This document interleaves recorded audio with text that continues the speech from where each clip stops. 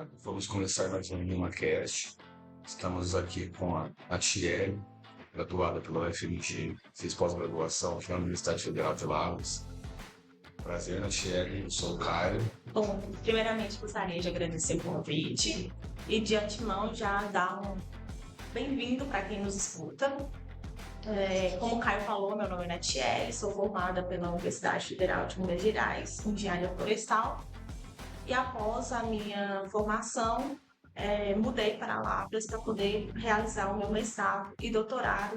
Bom, primeiramente eu gostaria de agradecer o convite para poder participar do LimaCast com vocês. E de antemão gostaria de dar as boas-vindas a quem nos escuta. E como o Caio falou, meu nome é Thierry, sou formada pela Universidade Federal de Minas Gerais, pelo curso de Engenharia Florestal. Durante a minha graduação, eu realizei um intercâmbio pelo Ciências Sem Fronteiras, residi nos Estados Unidos, mais especificamente na cidade de Moscou, em África. Na oportunidade, durante o intercâmbio, eu tive diversas oportunidades de realizar tanto disciplinas da nossa área de atuação e também realizei um estágio na área experimental da universidade, mais especificamente no âmbito do inventário florestal em florestas nativas de pinos. Após meu retorno para o Brasil, finalizando a minha graduação, decidi continuar na carreira acadêmica. Então, vim para Lavras para realizar o meu mestrado e também doutorado, o qual foram realizados na área de inventário florestal e manejo florestal. E nesse percurso da graduação até doutorado, eu tive a oportunidade de trabalhar tanto com espécies nativas quanto plantadas, mas o meu maior foco foi nas nativas, onde a gente trabalhou sobre o estoque métrico potencial que essas florestas possuem. Também trabalhamos na questão de estoque de carbono, a modelagem da dinâmica e do estoque nessas áreas, buscando sempre apresentar informações sobre o quão importante essas áreas são para a conservação da biodiversidade e manutenção dos recursos naturais. No ano de 2023, período de junho, e após esse percurso do doutorado, tive a oportunidade de ingressar também na UFLA, no programa de pós-graduação, no programa de pós-doutorado. E na oportunidade a gente vem trabalhando a modelagem. O meu doutorado foi finalizado no ano de 2023. Após esse percurso, a gente teve a oportunidade dentro da UFLA de trabalhar com outros professores com pós-doutorado. Atualmente, a gente vem buscando entender e compreender sobre como que o cadastro ambiental rural vem ajudando na questão da conservação ambiental e também voltando o foco para a questão de estoque de carbono, realizando a estimativa por meio de técnicas como sensoriamento remoto. Bom, sensoriamento remoto, como a gente sabe, é uma área que está em ascensão, uma área de crescimento, exatamente porque ela permite que a gente tenha uma interação e obtenha informações através de métodos computacionais e das imagens para poder realizar a tomada de decisão. O sensoriamento remoto, ele vem trazendo para o setor florestal o que a gente busca no nosso dia a dia, que é a otimização tanto de tempo e de custo. Por que eu digo isso? Na questão do estoque de carbono, na estimativa, normalmente a estimativa ela é realizada em função de variáveis como diâmetro e altura, por exemplo. Essas variáveis a gente precisa ir a campo para realizar a coleta e muitas vezes esse processo se torna oneroso e também muito demorado. Essa é a forma mais comum de se realizar. A gente considera como um método direto de realização da estimativa de carbono. Mas existem os métodos indiretos, que no caso entra, então, o sensoriamento remoto. Nessa linhagem, o sensoriamento remoto ele vai permitir tanto realizar a estimativa, como predizer sobre uma característica da floresta, no nosso caso, o estoque de carbono, também como espacializar, extrapolar essas informações. Então, aí a gente já vê um ganho, por quê? Durante o inventário florestal a campo, nós temos uma restrição. A gente acaba fazendo a amostragem de uma localização menor. Já com o sensoriamento remoto, além dos ganhos da otimização de tempo e custo, nós conseguimos cobrir uma área maior e detectar outras características da cobertura vegetal. Por exemplo, nós podemos identificar também a questão de degradação, de desmatamento, dentre outros fatores. Na minha última pesquisa, a gente tem focado em realizar a estimativa do carbono utilizando, então, dados de sensoriamento remoto atrelados com características de textura. E o nosso objetivo foi voltado para uma área de Mata Atlântica, onde nós gostaríamos de entender como que o sensoramento remoto nos ajuda a predizer a estimativa de carbono nessa área, bem como se existe alguma influência de fatores climáticos na estimativa. Por exemplo, eu vou ter maior dificuldade para estimar o carbono em uma área em um período seco, ou essa dificuldade vai ser maior em um período úmido. Então, assim, nós podemos resumir que o sensoriamento remoto ele traz diversas oportunidades para a gente de analisar a fundo a nossa área e obter resultados tão precisos quanto a nossa ida a campo. Sendo que isso já é provado cientificamente, várias pesquisas vêm trabalhando e comprovando a eficácia do sensoriamento remoto na estimativa de variáveis florestais. Em relação ao nosso trabalho, muito pode se perguntar sobre como que essas pesquisas desenvolvidas podem influenciar a tomada de decisão em relação à conservação, ao manejo dessas áreas. Primeiramente, que ao estimar carbono, a gente consegue entender ali como que a floresta está atuando em função da estocagem em si, do potencial que ela possui. Nós podemos compreender como que a dinâmica da floresta acontece. Então, se você sabe ali como que a vegetação ela está desenvolvendo, se há uma maior mortalidade, um maior recrutamento, se tem uma sobrevivência das árvores. Se você analisa toda a floresta, você consegue extrair informações que vão subsidiar as tomadas de decisões de, por exemplo, produtores, de engenheiros florestais, de profissionais que estão relacionados com a tomada de decisão ali. As informações advindas desses estudos intrínsecos na floresta, elas são importantes, uma vez que, por exemplo, hoje a gente está vendo hoje a gente vê muito se falar em grandes e altas taxas de desmatamento e degradação. Então, por que eu faria um estudo de estocagem, de dinâmica de carbono em uma floresta? Eu vou ter um conhecimento que vai me subsidiar a realizar a recuperação de áreas degradadas, a impor, a elaborar estratégias de conservação dessas áreas e também subsidiar informações para a elaboração de normas e diretrizes, leis que vão promover a conservação da biodiversidade.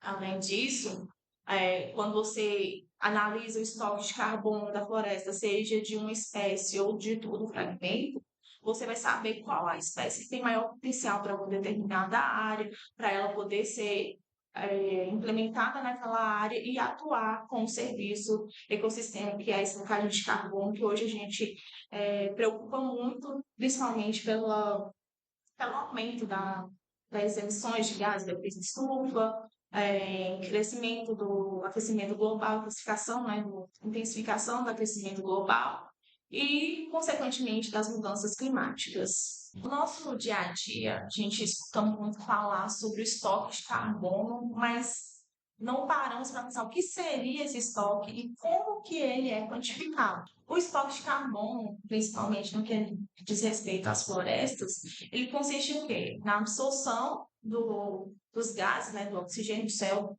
O estoque de carbono, basicamente, consiste em quê? Na absorção do CO2 e liberação do O2 pelas plantas. E como que ele é quantificado? Aqui a gente já entra nas formas que a gente vai precisar entender, nas metodologias e atividades para realizar a quantificação. Havia comentar, a quantificação do carbono pode ser de forma direta e indireta. E nesse ponto a gente entra sobre, já no âmbito da formação profissional, nas disciplinas que a gente precisa de um maior foco.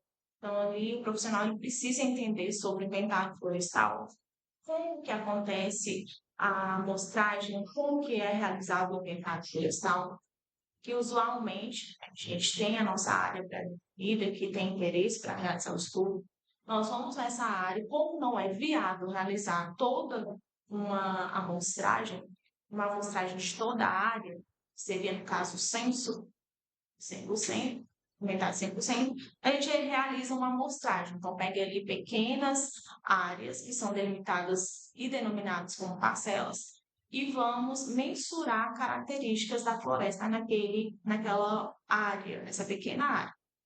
Usualmente, para a estimativa do carbono, e no inventário convencional, no inventário florestal, a gente realiza a quantificação, a mensuração do diâmetro a 1,30 metros do solo de cada árvore e realiza também a mensuração da altura.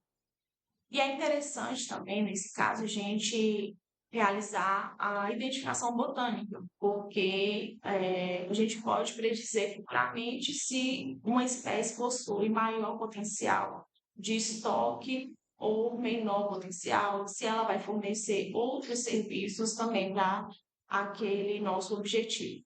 Após realizar essas mensurações de diâmetro e altura, e também identificação da espécie, nós vamos ao escritório, onde nós vamos realizar a então, determinação, a estimativa do carbono. E como que isso é feito? Hoje, existe uma equação já está difundida na área florestal, que é a equação de Chave-Colaboradores. Essa equação em específico, ela já foi ajustada para utilizar apenas o diâmetro, uma vez que nas florestas nativas, principalmente, existe uma dificuldade em mensurar a altura, e essa mensuração da altura se torna viável, mas essa equação de Chave ela não leva em consideração a altura, leva em consideração somente o diâmetro. Nós vamos pegar nosso dado de campo e inserir nesse programa, nessa equação. A equação, ela faz parte de um pacote dentro do software que é chamado Biomass. Então, ali ele vai te pedir para colocar o diâmetro, a espécie, a coordenada da área também, que é uma informação importante de ser coletada a campo. E ele vai gerar a nossa biomassa acima do solo. Posteriormente, essa biomassa vai ser transformada em carbono. A gente sabe que o carbono ele é aproximadamente 47, 50%. Então, a gente faz a multiplicação da biomassa por essa porcentagem. E na equação de Chave também é importante a gente destacar que ele faz a busca da densidade da madeira da planta. E isso ela é realizado com base na espécie. Então, se você colocar a espécie ali, ele vai te falar a densidade da madeira e vai atrelar isso à biomassa. E também é uma informação importante porque a gente pode saber se aquelas espécies com maior densidade, elas influenciam ou não na estocagem de carbono ser maior ou menor. Além dessa equação, existem outras equações já na literatura que são ajustadas, tanto para fitofisionomia, existem na literatura outras equações que já são ajustadas, que a gente normalmente utiliza o termo emprestadas, que a gente usa, e essas equações, por exemplo, a gente tem um inventário de Minas, que foi realizado em áreas, em fragmentos de todos os biomas, e essas equações elas foram ajustadas de acordo com a biomassa, de acordo com a bacia, e aí a gente pode atrelar essa equação aos nossos dados, dependendo então o quê? Do tipo de vegetação, da fitofisionomia, do bioma. E normalmente essa equação vai levar em consideração as mesmas características, diâmetro e altura. Já partindo para o âmbito do sensoriamento remoto, nós podemos fazer um comparativo, né, a gente pode fazer um comparativo em relação ao campo e ao computacional. onde, como eu exemplifiquei, a gente realiza a coleta de informações de imagens e vê como isso pode reduzir o carbono, mas também existem aquelas situações em que você vai poder extrair toda a informação que você necessita a partir da imagem. Por exemplo, você vai pegar uma imagem de uma determinada área, você tem interesse de estudo e realizar a segmentação das imagens, verificando então cursos d'água, a presença de pequenos fragmentos, ou seja, manchas florestais ali, também a presença de árvores isoladas. Então, a partir do sensoriamento remoto, é possível você realizar essa estimativa também. Em relação aos desafios, acredito que toda área a gente vai encontrar uma certa dificuldade, um desafio.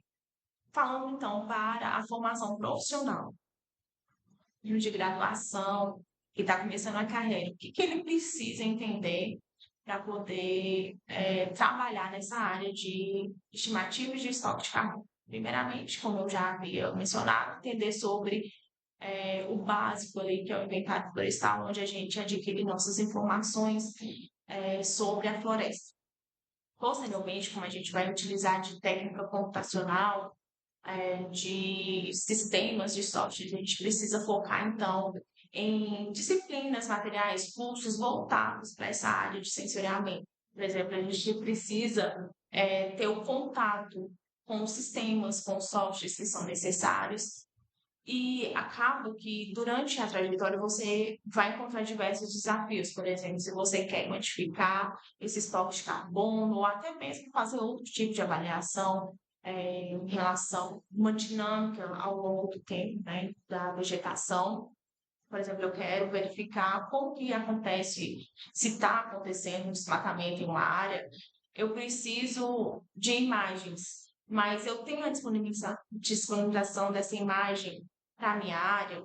Isso pode ser um desafio, encontrar imagens para a sua área, dependendo do tamanho da sua área, da época que você precisa. Então, o que é recomendável? Você estudar, procurar pesquisar um dos tipos de satélite, qual satélite vai melhor se adequar aos satélites da sua área.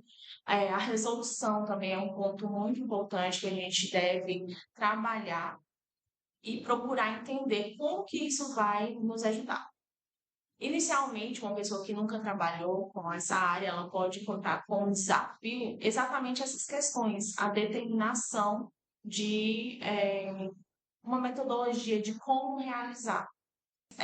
O interessante é a gente sempre estar buscando por parcerias também dentro da universidade. Acho que é o ambiente que a gente tem a oportunidade de aprender, melhorar, crescer e desenvolver novas pesquisas, novos resultados, trazer crescimento para o setor florestal. Ao longo da nossa trajetória, a gente vem buscando, então, ferramentas para poder otimizar o nosso processo. Em relação específica à nossa questão de dinâmica do estoque de carbono, eu tenho dois exemplos aqui que nós trabalhamos tanto com dados de campo atrelados com sensoramento, a questão das imagens, e também temos um exemplo que a gente fez todo o processo a partir de imagens. O primeiro caso, a gente pegou, então, o nosso dado de campo, realizou a estimativa de carbono e trouxemos esses dados para consociar com as imagens. Nós trabalhamos com a matriz de ocorrência em níveis de cinza. Essa matriz, ela, então, traz as texturas das imagens e a gente fez uma comparação. Na verdade, a gente avaliou como que esses índices, que são essas texturas, atrelados a índices de vegetação, poderiam também ajudar na estimativa do carbono em épocas de seca e período úmido. Já o segundo exemplo, ocorreu então a seleção de áreas da Mata Atlântica, onde nós realizamos a segmentação de imagem. Toda a nossa informação é obtida a partir do processamento dentro do software, não existe nenhuma ida a campo. Então, ali dentro desse contexto, você pode quantificar, nosso caso, interesse por árvores, nós vamos quantificar a presença de árvores, a presença de fragmentos florestais, a presença de corredores ecológicos. E após essa quantificação, essa segmentação, identificação dessas áreas, nós vamos utilizar os dados para realizar a estimativa. Nós sabemos que as florestas elas possuem potencial de fornecer diversos serviços ecossistêmicos. Dentre eles, nós vamos citar, então, a questão da mitigação climática, que é indiretamente e diretamente a questão do sequestro de carbono, mas também podem fornecer produtos madeireiros, não madeireiros, a questão de lazer e os ambientes verdes. Mas por que eu estou falando isso? A estimativa de carbono ela está atrelada com todos esses fatores, todos esses serviços que a gente pode predizer sobre a conservação e manutenção da floresta. E entender como que a floresta funciona é uma forma de você propor medidas de conservação, medidas para restauração, medidas para usos dessa floresta. Então, atrelado a essa questão de só estimativa, a gente pode fazer também a questão da dinâmica do carbono. A dinâmica, o que ela consiste? Ela consiste em mensurar a floresta em intervalos de tempo. Então, se eu tenho uma mensuração, por exemplo, de uma floresta no ano de 2023 e daqui a 5 anos eu mensuro ela novamente, eu vou ter um comparativo de como que a floresta se desenvolveu, se ela teve uma sobrevivência ou se ela teve uma mortalidade. E a partir desses dados também eu vou conseguir estimar o nosso campo, falar sobre o potencial e, além disso, vou poder fazer um comparativo também com o sensoramento remoto. Eu posso pegar a minha área e delimitar ela, lá no 2023 a minha vegetação estava assim, e em 2028 houve uma mudança.